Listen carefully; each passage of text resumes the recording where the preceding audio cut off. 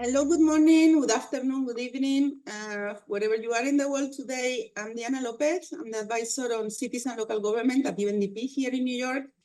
And I want to welcome very warmly to this webinar on how electric bikes can be the solution, a solution for urban mobility.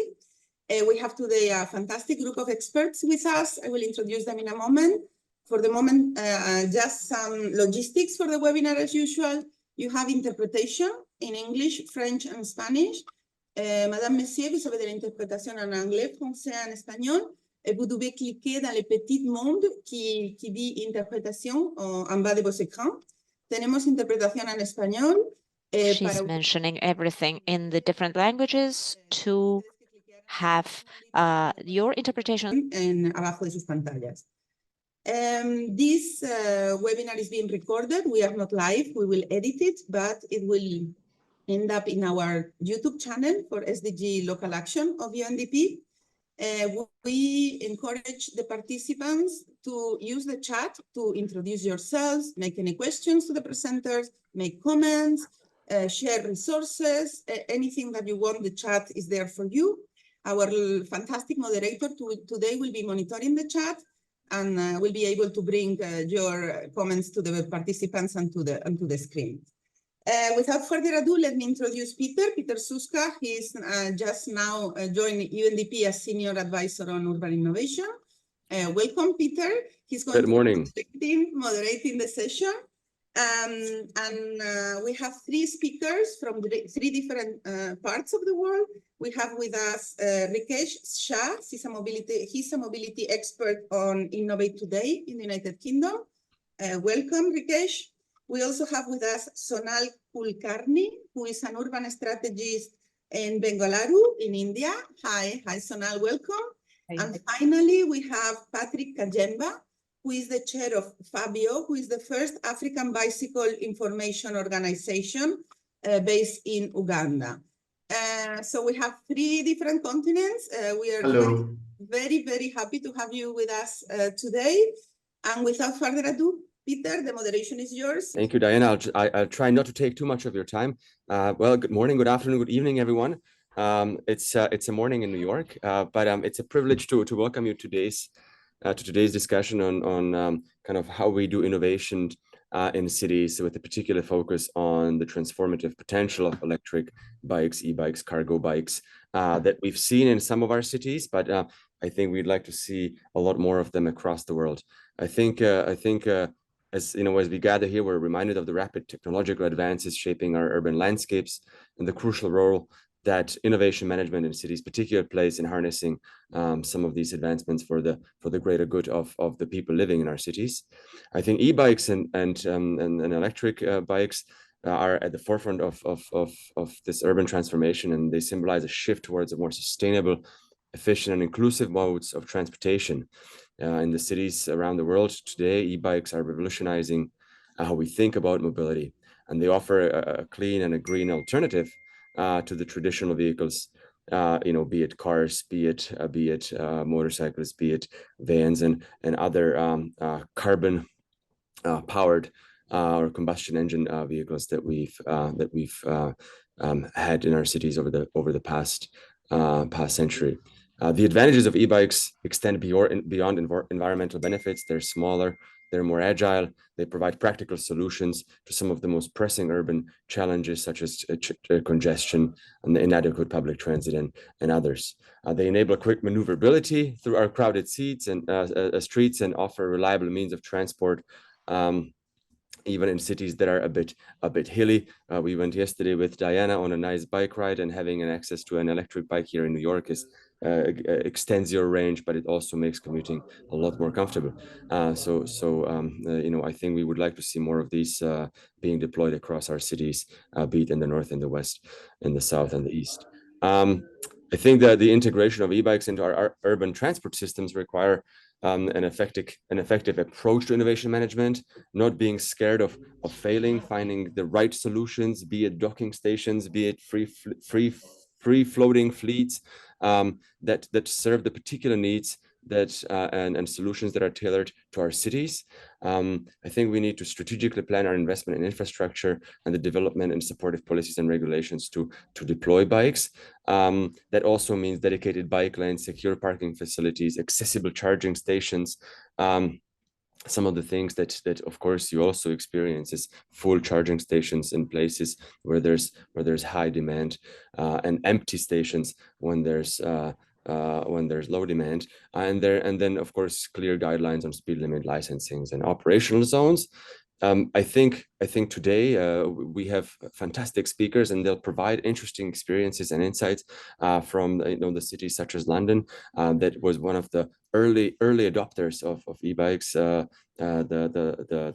Boris bikes, the Barclays bikes, and now I think it's the Santander bikes. But so I think that's going to be interesting to then see what is happening in India and other regions of the world. And I would like to encourage everyone to actively participate in the discussions today, share your insights, experiences, and collaborate on finding the right solutions that we can share and discuss in the conversation today. So thank you for joining today, and let's kick off, I would say, with Rikesh, who is ready to present the London approach to e-bikes. So Rikesh, without further ado, the floor is yours.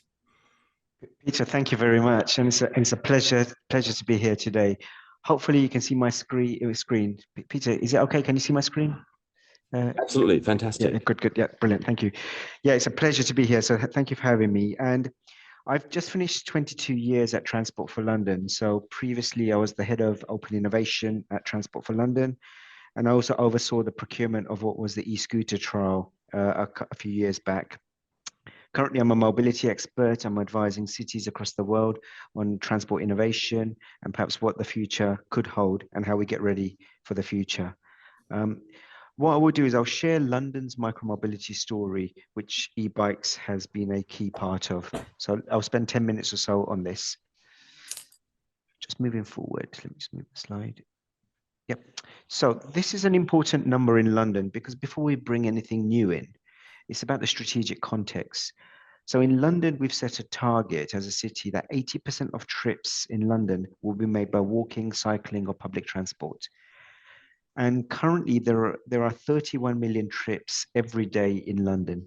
So even shifting 1 or 2% is a significant shift in percentage-wise. And it's all underpinned by the Mayor's Transport Strategy. So the Mayor's Transport Strategy focuses on 3 key pillars. Firstly, the main key pillar relevant to today is about a healthier London. So the correlation between transport and health is a key one. And if you're more active, it means that you're less likely to suffer from obesity, type 2 diabetes. And if people are coming out of the car and using more sustainable forms of transport, you'll also address the air quality issues, which sadly is resulting in 10,000 deaths per year as a result of respiratory diseases in London. The second pillar is about suitable alternatives. So if we're going to remove people or take people out of the car and put them onto sustainable forms of transport, you have to provide the right alternative. So if we are going to encourage people to use active forms of transport like e-bikes, let's make sure we've got the right infrastructure, we've got the right parking, and some of the other things that Peter mentioned to shift that behavior from the car to sustainable forms of transport. And the third pillar is about economic growth and productivity. Again, there's a direct correlation between cities that have a good transport system and how the city is functioning economically. So they're the 3 key pillars. So I just want you to set the strategic context. And then moving forward, we're seeing incredible technological advances. In the last 10, 15 years, particularly in the bike industry, we've seen things like GPS, we've seen artificial intelligence, we've seen electrification, advances in payments, better infrastructure. So the point here being is creates an opportunity for positive disruption forms of transport to come into our cities and really add value and support some of the strategic goals that are just set out through the Mayor's Transport Strategy. So that's become a major enabler. But also, what's important to say is as the market is trying to disrupt, as a city, we don't say yes to everything, nor do we say no to everything. Because if we say yes to everything, we could bring something in and regret what we've said yes to in future years. And if we say no readily to something, we could be missing out on something that's disruptive positively and adding value to our city. So it's really important that cities firstly work very closely with market innovators. So engage early. And I recommend this three-step model, which is by engaging early, you really know what's in the marketplace and you know potentially whether they can add value or not instinctively. And if you think they can add value, well, then let's look at some of the key things that a responsible city will be thinking about. Does it support our sustainability goals? Does it support our air quality goals? Does it complement the existing public transport system? Is it using space efficiently? And if so, run some experiments, run some trials, do that in the short term before you make a long-term decision around whether it's procuring something or whether it's changing policy.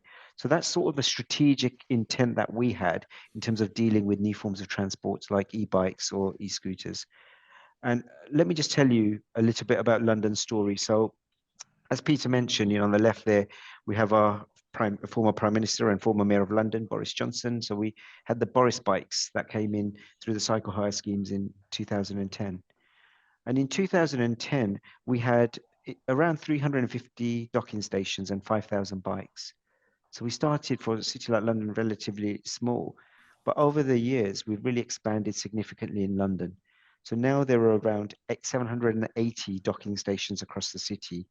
The fleet is around 14,000 bikes, and the scheme itself covers over 100 square kilometers, which is around 30 or just under 40 square miles of London. So it's one of the largest cycle hire schemes in the world.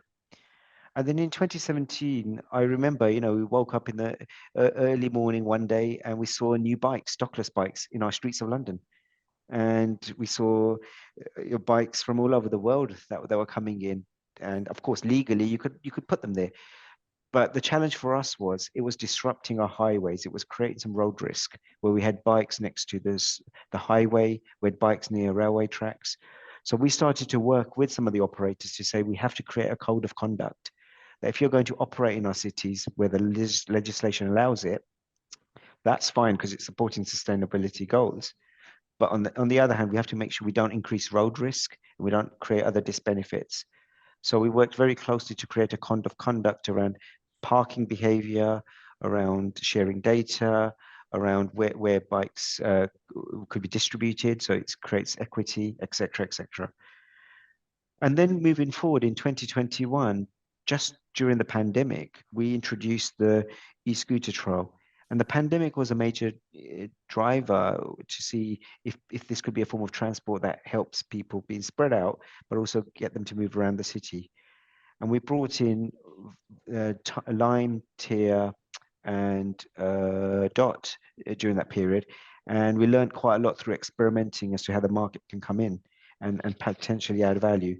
And then in 2022, through our bike hire scheme, we introduced e-bikes. So now we have over 500 e-bikes operating as part of the cycle hire scheme.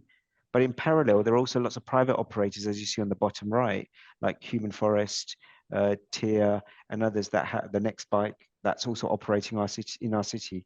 So we're trying to complement public and private transport, private and public transport through e-bikes in our city. So in our city, there are 4 different types of providers of e-bikes. You may own it. It may be a rental one, like the Lime one that I mentioned. It may be a leased one, or it may be a shared one. So that gives you the context as to different business models that are operating in our city when it comes to e-bikes. And it's not easy. London has 33 boroughs or highways agencies. We also want to create a level playing field so all the big players and the ones that have the big economies of scale aren't getting advantage. We want to make sure there's a level playing field. Safety is a big challenge in our city. We've seen some of these. We talk about an integrated transport network. We've had banned e-bikes now on our tube system because we've seen fires. Equity is a big challenge. Sometimes e-bikes are only seen, and bikes generally are seen for the youngsters who are fit and mobile, but also we have people that are my age or even older who also could access the e-scooter and the e-bike. Legislation is still catching up. We've got challenges with legislation as to when new forms of transport's coming in. But also it's starting to impact the e-cargo market. And that's a growing area because the volumes of e-cargo in cities is substantially increasing. So it needs an integrated approach. And I've touched on some of the areas where we could be integrated, whether it's in engineering, whether it's partnerships, whether it's marketing, whether it's through leadership with different city leaders or municipality leaders. And to pick a couple of examples, we now have over 340 kilometers of cycle lanes. Many of them are segregated and e-bikes are operating within them. Or we have secured parking across the city. So again, as some of these assets get more expensive, how do you make sure that you create secure parking? So, because a major barrier to not cycle is security as well as safety. So how do we address some of those challenges? And then finally, the impact in London has been, we have 1.26 million cycle trips every day. And that significant of them are e-bikes. So we have 350,000 e-bikes from the hire scheme in the first year alone. And what we're seeing is there's greater utilization of e-bikes than mechanical bikes in shared mobility. So that's quite an interesting statistic. As Peter touched on, e-bikes give greater access, whether you're going up hills, perhaps you don't have to be as physically fit. So it opens up it to everyone. And similarly, we're also seeing that there are greater health benefits when people are using e-bikes because they're generally using them longer per trip. So you're getting lots of benefit by being on the bike longer. And also what we're seeing from an operator point of view is e-bikes are starting to make money. So there's quite a lot of questions on profitability and is there a market failure, but we're certainly seeing e-bikes are adding value. So in closing, can e-bikes be part of the mix? In my view, absolutely. We need to build more partnerships, whether it's with the freight industry, whether it's with bike operators, whether it's with municipalities, and find that sweet spot. It's got to be an integrated offering. It's got to be part of the transport mix, whether it's the bus, the tube, the overground, the Docklands Light Railway. How does the e-bike fall as part of that mix? What is it offering? Is it the last mile? Is it the first mile? Is it the whole journey? Invest in infrastructure, because if people don't feel safe, they will not use an e-bike. So create those segregated cycleways. As a result of that, linked to that, road safety is key. Engage with the public, not just the users, but the non-users, and really think about e-bikes as a mode of transport in your city. And finally, incentivize usage, whether it's with the operators, whether it's the customer on the road, or whether it's someone else. Make sure there's an incentive to change. I will finish there. Thank you very much for listening. And now I will hand to, is it back to you, Peter? Yes, thank you, Rikesh. That was fantastic. I took a bunch of notes, and on the three-step philosophy and having these kind of clear structures so that everyone in the organization understands how you work with a particular type of technology or innovation, and how do you evaluate its benefit. Well, thank you, Rikesh, and I'd like to pass on to Sonal for a perspective from India. Thank you, Peer. I think I'm supposed to be asking some questions to Rikesh. So Rikesh, that was a fantastic presentation. Thank you. And I think the e-bike ecosystem in London is quite mature compared to what it is here in Bangalore, India. So I just have a few questions for you. On what is existing there in London. So what are some of the programs or schemes in London for encouraging innovation, and especially encouraging innovation or like these market players in e-bicycle ecosystem, basically? Are there anything that the government actually gives out to encourage these kind of market players? Yeah, it's a great question, Sonal. And I think it fundamentally comes back to, is there a market failure? And if there isn't, how do we incentivize the market to add value? And what I've seen in the past, and we've done this in London as well, but in other cities, is sometimes it feels like the market can't support us, so we'll do it our own way. And suddenly you create this gold-plated solution that the city feels that it needs to be doing it. But we've seen micromobility, particularly e-bikes, now operating across the world. So clearly the operators know how to do it. So I think something that I certainly wanted to push a bit more on, and we did that through the e-scooter trials, is how can you create the right incentives to find the sweet spot between the cities and the operators? So that means that you can put some really tough stipulations in procurements, and on the other hand, you can reward the good operators who are doing it really well. Going back to your question on incentivization, but we've got to really do that. My advice would be engage really early. Think about the context of your city, because also what happens quite often is the operators come in and they'll work in the center of London, but suddenly everyone forgets about the outskirts. So how do we make sure that we're thinking about the city as a whole, and we're doing that early engagement? And then you figure out what is, you don't want to kill the market.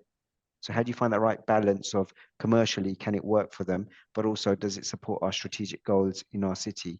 And I think the final point I would make is what's difficult is in London, there are 33 municipalities.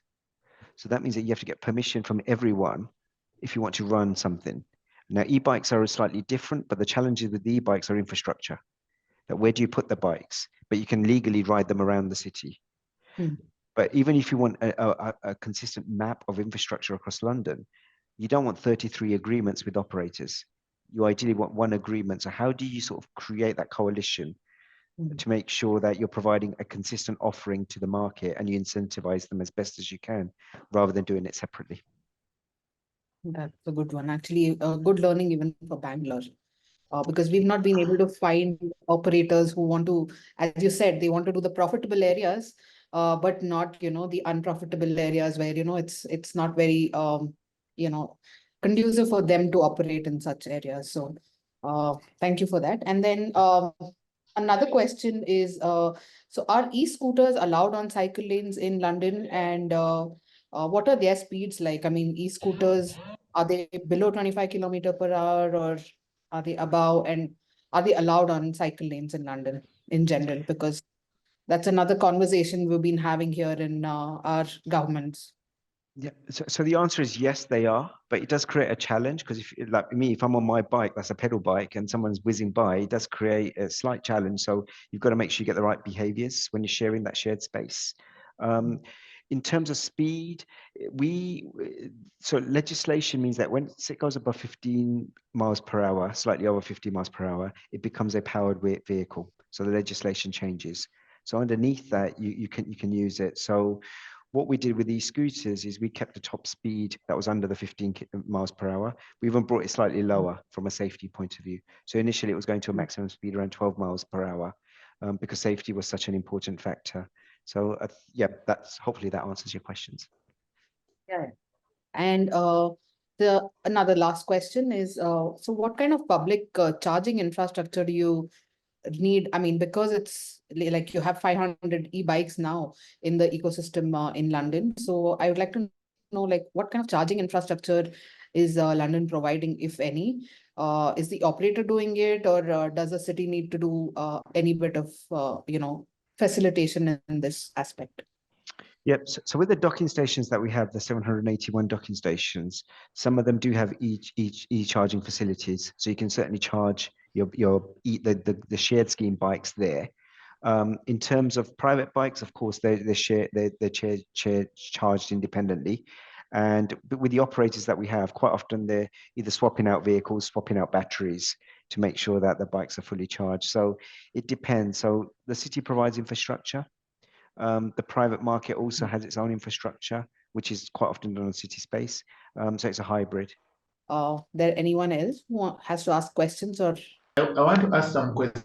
Two questions. First of all, I like the presentation. Thank you so much for the presentation and enabling us to know what's happening as far as e-bikes is concerned in London.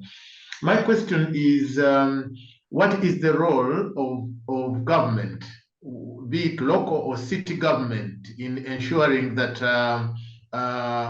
there is conducive environment to ensure that e-bikes are utilized effectively, and proper legislative facilities that are available to ensure protection not only for the users but also protection for other users that may not be necessarily the e-bikes. And then the last one is the role of citizens in all these. Where are the citizens themselves? How are they determining, being allowed to determine what they want, what mode of transport they want? Maybe that did not come out quite well. Yeah, sure. So I'll answer it quite quickly because I'm conscious of time. But so in terms of role of government, I think the government has a really powerful role. So it could be, it's the one that shapes policy, it designs policy, but it also could be a significant financer, whether it's financing the infrastructure, whether it's financing the operating model themselves. So I think the government really needs to be absolutely clear and strategically, what outcomes do you want for your city or your region? And what role does micromobility or e-bikes play within it? And then you should do that really working closely with the market. Going back to the earlier point, if they're trying to over-specify or over-prescribe, the danger is you come up with the wrong answers. So I think that's where my role, I think the role of the government is. I think the role of the citizen is critical. We've got to be careful that we're not only talking to the people that enjoy these bikes. So I remember sitting down when we're doing some of these trials of impact assessments, talking to local communities and saying, if you get this thing outside your house, what impact does it have for you? If you're crossing the road and you see this thing whizzing by, does that create a road safety risk? So I think it's absolutely critical that as you bring in any form of transport, you don't only think about the users and how they'll benefit and perhaps what they want from the service, but just as critically talk to the non-users and say what impact that has, because it ultimately impacts your environment and your standard of life. So I think you've got to engage broad and wide. And sometimes in innovation, we can be impatient, but my big advice would be do that properly. Thank you. Thank you. So I have to, keeping an eye on the clock. I'd like to ask Sonal to present kind of your take on the topic, and now they give you a few minutes to talk, and then we'll have an ensuing conversation. So yeah, just talking about cities and transport in the Indian context, and especially in this context of our state, Karnataka. So we have in Karnataka, people in urban areas are around 39%. And the urban population growth from 2001 to 2011 has been around 31.5%. So Indian states are actually increasingly urbanizing quite rapidly now. And 50% population are going to live in urban areas by 2025. So the brunt of urbanization particularly is on all these urban, urban areas like Bangalore. So some of the causes of this is, of course, there's urban sprawl, there's increased land pressure, leading to vehicular growth and, of course, congestion and pollution, of course. And a lot of this, the cause of a lot of this is transport and the way we design transport for cities and urban areas, right? So cities like Bangalore have been increasingly trying to move towards more sustainable modes. So even in our comprehensive mobility plan, we have said that, by 2030, we need to move more people through public transport, biking and walking. So what is the central government and the local governments doing about just particularly coming to electric bicycles, because that's the topic that we're talking about here. There are some national subsidies for electric vehicles in India, which include the FAME2 India, which is a national mission on electric mobility. There is some battery swapping policy and production-linked incentive schemes, and some other schemes like this for electric vehicles in India. But I mean, it's surprising that most of these schemes are incentives for manufacturing of electric 2, 3, and 4-wheelers and buses. Not many of these subsidies are actually applicable for electric bicycles. So, or even the policies at the state level or the city level, right? So coming to Bengaluru, so we tried, I also work for the Directorate of Urban Land Transport. So at my department, we tried to have a policy to include e-mobility in our ecosystem. So some of the policies that we came up with was in the public bicycle sharing system, and we called something called we created something called the shared micromobility systems with the increasing number of all these small form factors that have been popping up in the market right now. So what we did is in the both public bicycle sharing system as well as the shared micromobility systems, we've allowed for the e-bicycles to be operated by private operators with a maximum speed of 25 km/h. So the PBS fleet, which is the bicycle sharing fleet, permits will be allowed to use segregated tracks, while the SMMS fleet are not allowed to use it, just because of the reason that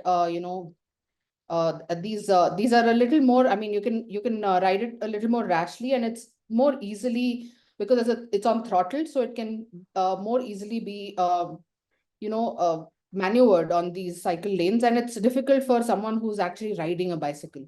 So we're not allowing these shared micromobility systems on segregated cycle tracks. Just talking about the segment of electric bicycles in India.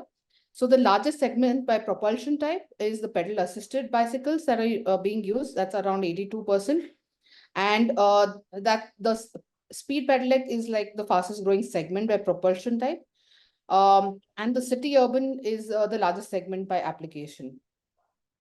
So there are a lot of factors that affect why people don't actually adopt this mode, and one of them being the price of the electric bicycles in India, right? So at the lowest, it is around 30,000 rupees, which is quite high for someone who's a daily wage worker, or students, for example. So coming to the challenges in the current e-bicycles ecosystem in India, some of them are registration and subsidies. For example, lack of registration of e-bicycles.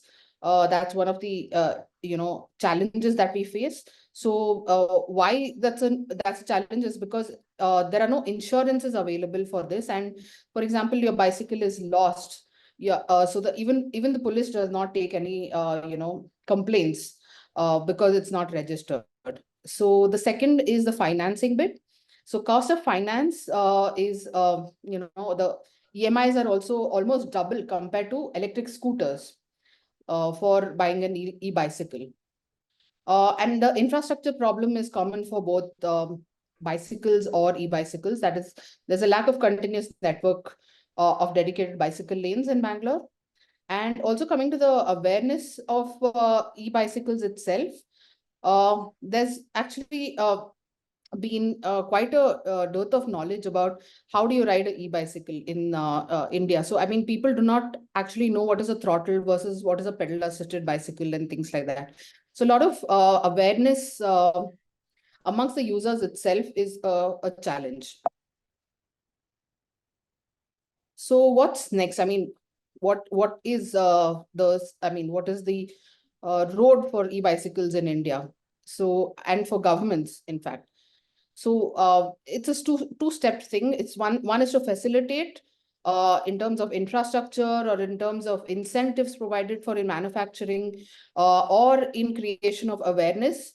And the second one is innovation itself. So innovation in how e-bicycles is looked at in the urban context. So as Rikesh was saying, why don't we, try out electric bicycles as replacement for urban freight vehicles, for local and hyperlocal deliveries and things like that. So these are some of the things that, e-bicycles can actually be looked at in the city and urban context. So yeah, that's it from me. Thank you, Sonal. Patrick, would you like to directly address with a question? Thank you so much, Sonal, for that elaborative discussion. I have two questions mainly. What categories of people are you trying to shift? Who are these people that you're trying to entice to shift from adopting e-bikes? And what is the motivation really for that could be put in place for them to shift from either public transport or private cars to shift to e-bike? Then the second one is in regard to financing, because one of the challenges we are grappling with in Africa is the issue of financing or issue of affordability. So how are you addressing this question of financing, enabling the low-income people to be able to, who may actually want to improve on their public transport by jumping on e-bikes? How are you assisting or helping such people to ensure that they are actually taking up this challenge? Thank you for that question, Patrick. So Regarding the target groups for e-bicycles, I think India has a large population, and especially Bangalore has a huge population of two-wheeler vehicles, right? I mean, two-wheelers as in your motor vehicles, motor scooters. So these are the these are the vehicles that actually need to be shifted towards either public transport or e-bicycles, and they can easily be easily be converted into e-bicycle users, because they don't want to probably take the bus, and they don't probably have a car or a four-wheeler, right? So this population is something that we are targeting for converting into e-bicycles. And second one is regarding the financing. So for the low income, so right now as I said, we don't have any good incentives or policies that are looking at the user side of e-bicycles. It's mostly on the manufacturing side. So I think there's a lot of work that needs to be done on incentivizing more people to actually either buy e-bicycles or for operators to actually provide incentives to for low income groups to actually use these e-bicycles. But there is a large space in the freight group that is being created in the recent times, where we have something called the Swiggy, which is the delivery for food, for example. So we have these Swiggies, and the deliveries for these Swiggies actually happen on something called the e-scooters or e-mopeds. I don't know if you're aware of the word moped, but these e-mopeds are actually they're available on a shared basis, but they also make these available to these these kind of Swiggy delivery guys on a lower price, so that they can use these to deliver at a hyper local level. So that's what is being done by the operator in Bangalore currently. Yeah. But otherwise, I think there's a lot of gap that needs to be filled in for actually encouraging more e-bicycles in the city right now. Thanks so much. Thank you. Thank you for your questions. Yeah. Thank you very much. And I think we're moving to the last speaker, Patrick. Yeah. Then the floor is yours. Yeah, thank you so much. I hope all of you can be able to see my presentation. Is that true? We can also see the real bicycle just behind you. You can also see the real bicycle in my background. First of all, thank you so much for enabling me to, and also my organization, to be part of this whole debate of discussing e-bike for urban mobility. My name is Patrick Kayemba. I'm the founder, just like I have been introduced. When did we start? We started in 1997, and we have been preoccupied in the advocacy for promotion of sustainable transport, particularly the bicycle in Uganda and Africa at large. We are an NGO and legitimately registered under the laws of the country, and working both in the rural and the urban areas. Over time, we have been able to address questions of affordability of the bicycle through different programs like Bicycle for Health, Bicycle for Peace, Bicycle for Water, Bicycle for Education, and all those sorts of things. And our vision is to ensure that we establish zero emission mobility on the African continent. And this is for everyone. And this is what we have been grappling with over time with the partnership from European Institute for Sustainable Transport, our friends. Okay, just like I've been explaining, of course, the picture you can see is the congestion just on your right. The congestion of that's just a snapshot of the congestion that in many of our African cities, but that is Kampala that you can see predominantly with the motorcycles, vehicles, and the 14-seater.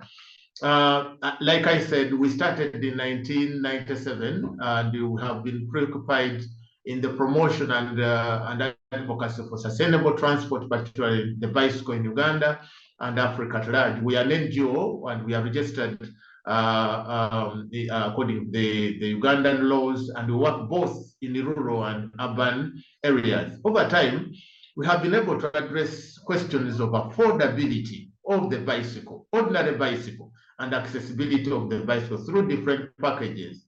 Bicycle for water, bicycle for education, bicycle for health, bicycle for work. And that has given us a lot of experience and a lot of challenges at the same time. Our vision is to establish a zero emission or means of transport on the African continent for everybody, for everyone, that the people with disability, the young kids, the women, including the elderly and those that are commuting and all those sorts of things. What are we grappling with? Just like elsewhere in the world, commuter transport in mainly African cities remain a challenge, and Kampala and Jinja, you have seen all the pictures. Given the levels of urbanization and motorization in developing cities, cities have become less livable, less productive, and have become very much unsafe. And the dilemma still continues. You know, transport accounts for 40% of the total CO2 emission, and emission is growing annually by 7%. Experiences of death, of premature deaths due to pollution, and 70% of these, 70% of the rural population, for example, many of the people live in the rural areas and the pre-urban areas. Every direct job in transport, for example, sector usually results to at least 2 or 2.5 indirect jobs in other SMEs, and which make up the backbone of the economy. For the last over 20 years, we have been grappling with the ordinary bicycle. And the ordinary bicycle, and we have tried to look at this bicycle as a socio-economic tool that can be able to change and transform society. And one of the issues that have come out is the bicycle, the image of the bicycle. Others view it as a sign of poverty. Others view it as a sign of prosperity. When some other, those driving will see those cycling as people who are poor and backward and underdeveloped. So they have had that, and you are aware that the bicycle has not changed by way of technology over time. And these are some of the questions we said, okay, we kept on thinking, how do we address from moving from an ordinary bicycle? So for us, it's been sort of like a journey. And then we started addressing the question of load. Because the bicycle in Uganda and in Africa is not a bicycle for only commuting to go to work. A bicycle is livelihood. A bicycle is access to water. A bicycle is access to education. A bicycle is an empowerment tool for a woman. So we are looking at the bicycle from all those perspectives, which means the e-bike, which now we are now developing as a technology, as a new technology, has to address all of those questions. And by way of addressing those questions, we have been able now to come up. We started with trying to see how do we modify the available bicycle to make it e. And of course, we had the number, since we have a lot of sunshine and solar, we said, okay, can we then find out how we can do it? So we started with a pilot in 2017. In 2017, we got some little money from Rotary, and we were able to modify the bicycle and see how can we then have this bicycle put on the motor, put on the battery. And of course, we had some success stories.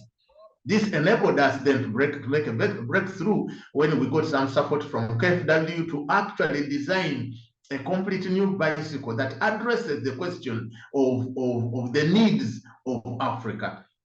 And that is how we were able then to design that bicycle you are seeing in the picture. And this was in collaboration, KfW, European Institute for Sustainable Transport, and then we were able then to get in connection with Hero India, because of course we did the design and we polished the design, and then we were able then to contract the Hero guys to make sure that they produce that particular bicycle, which actually can be able, first of all, to carry a load of 100 kilometers capacity. because we are addressing the questions.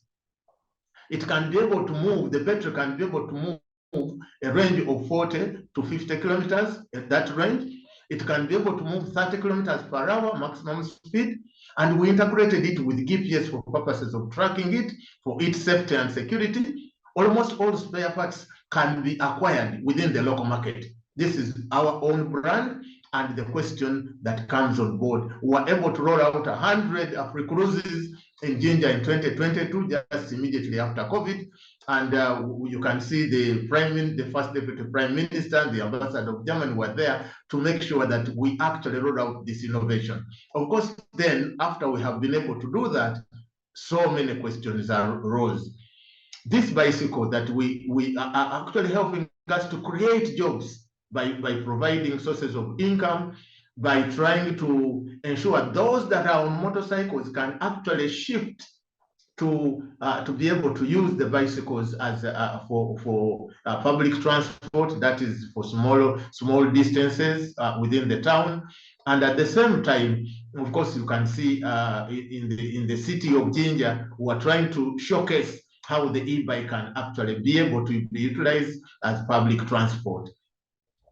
And of course, given that we are both working in urban and rural areas, we had to address how do we then make an e-bike to address questions of access to water, and mainly by women, because mainly women are able to do small businesses, get to water, and in the peri-urban areas where water is a problem, and considering that our bicycle is solving all the challenges.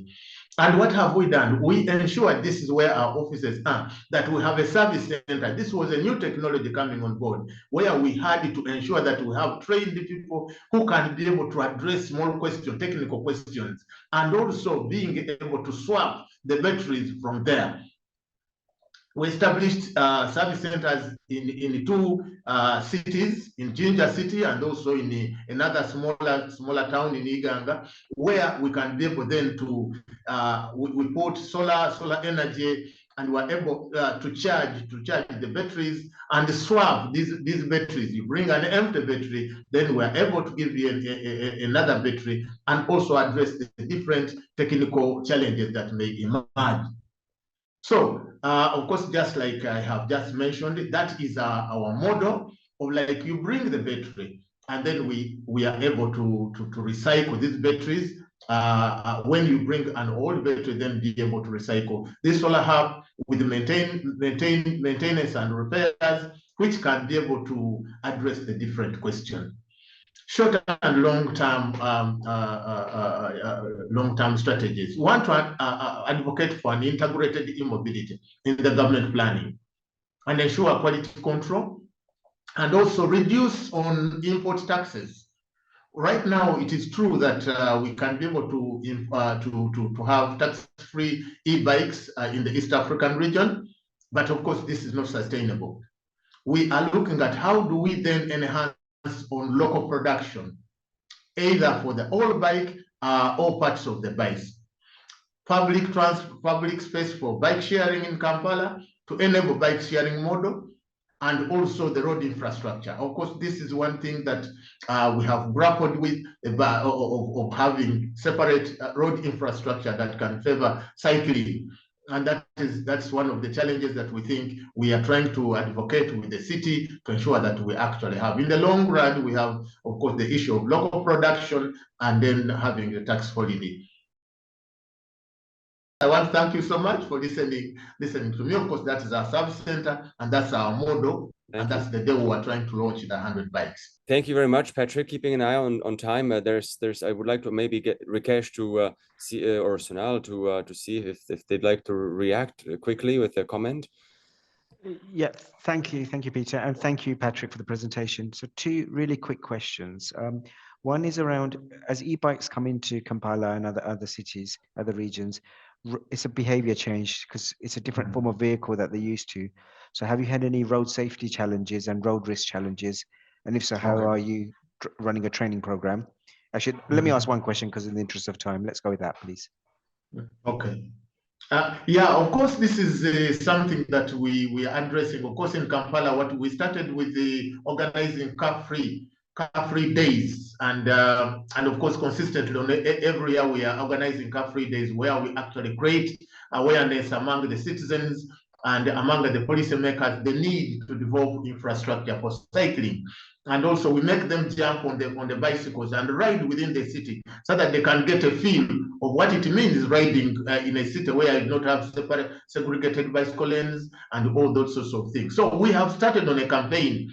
Of course, we started it a long time, but we are enhancing it increasingly. And one of the challenges that we have is the policy framework for regulations for e-mobility, which has not been there. We are part of the national e-mobility working group, trying to advise government to come up with the policy regimes or regulatory regimes that can be able to be conducive for cycling. So that one we are trying to do. Of course, there are so many road safety challenges that are associated to cycling per se. Thank you, Patrick. There's two questions. I think Patrick answered the one on recycling. I think Rikesh and Sonal, if you could maybe address it with a few words. How do you approach the issue of recycling batteries, second life batteries, and from e-bicycles? Yeah, of course, this is a new project. We have not had that experience yet, but we have planned the whole component of recycling. Since we still until now own the batteries, you know, so we try as much as possible to create a mechanism, of course, linking up with in partnership with other organizations that are actually involved in creating new lives for batteries, and also maybe trying to get a few parts that can be able to be utilized to maintain the old ones. Of course, we don't have that expertise, but we are trying as much as possible to create innovations where we can either create a new life for a battery or remove a few parts within this battery by way of recycling the different batteries. Yeah, under the FAME regulations of India, the manufacturers are actually asked to, find ways to dispose and recycle the e-batteries and at their own cost and at their own expense. So that is something that the government of India has taken a step towards. And also, there have been a lot of trials on second life second life of all these e-batteries, and I think the ecosystem here is not mature enough to actually tell what will work and what will not. But maybe in another 10 years or so, I think, yeah, maybe probably less than 10 years, we'll actually have a good plan and regulations for both disposal and recycling of e-batteries. Fantastic. Thank you, Sonal, for providing information on this. And there's a specific question in London, Rikesh, from your experience. There's of course booking and paying and and of course using the service requires you to share some of your data. The question is how is it being managed? What happens with the data? Does the city utilize the data further? And how is the system made GDPR compliant or data protection compliant? Yeah, it's a really good question. And I think this is for all of us as cities are becoming more intelligent with their transport. You're collecting more data. So you've got to be really careful with how you use that data, and you keep that trust with the citizen. And I think the first advice would be clear on absolutely what you want with that data. Because sometimes we get into this habit of just collecting lots of data for the sake of it and put ourselves at risk. The second point is, once you're clear on what you want to do with the data, then start thinking about the GDPR side. What can you collect and what can't you collect? What's legally compliant? What's also reputationally risky? And I think if it's personal data, so it's app data through an app, it could be payments data, it could be about origin destination of an individual. Respect the law. Make sure you get rid of the data really quickly. Do not start using it or misusing it, even unintentionally. So do the tests. And if you're aggregating the data, then again, do that in the right way so you can't identify individuals. I think this is, again, another area that innovators get really excited in. And if they manage it the wrong way, there could be consequences, whether it's financial, legal, or other ramifications. So be very careful with how you use the data and manage it. Thank you, Rakesh. I think that's a very good way to wrap up.